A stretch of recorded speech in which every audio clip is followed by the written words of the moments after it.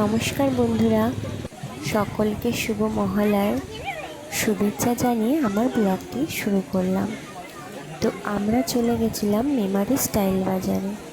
সেখানে গিয়ে প্রথমে আমরা এতটাই ভিড় দেখলাম যে আমি তো ভাবছিলাম ঢুকবো কি ঢুকবো না। তখন বরমশাই বলল, এসে যখন পড়েছি তখন চলো যাওয়া যাক।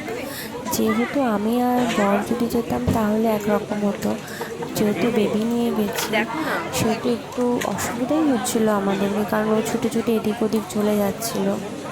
তার মধ্যে প্রচণ্ড বায়না করছিল মা, ওরও গরমে অস্বস্তি হচ্ছিলো।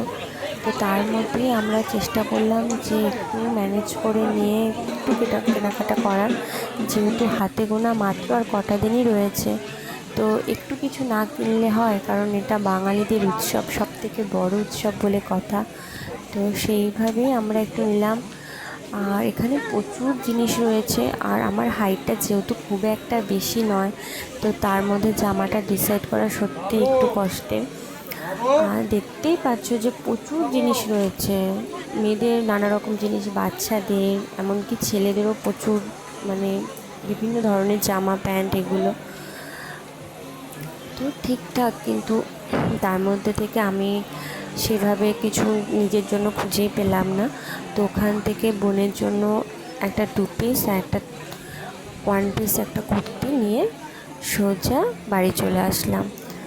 তো দেখো, আর কার কার এখনও পুজোর শপিং করতে বাকি আছে আমার মতো, বা কার কার পুরোটা কমপ্লিট হয়ে গেছে, সেটা অবশ্যই তোমরা জানিও। আমার ছোট্ট পরিবারের সকল বন্ধুরা, তোমরা কোথায় কোথায় ঠাকুর দেখতে যাবে, পারলে এই বর্ধমানে একবার ঠাকুর দেখতে এসো। খুব ভালো ঠাকুর হয় এখানে। এটা ক্যামেরা নিয়ে বাইরে আমার ফার্স্ট ব্লগ, তো জানি তোমাদেরও একটু অসুবিধা হবে, প্লিজ তোমরা একটু মানিয়ে নিও।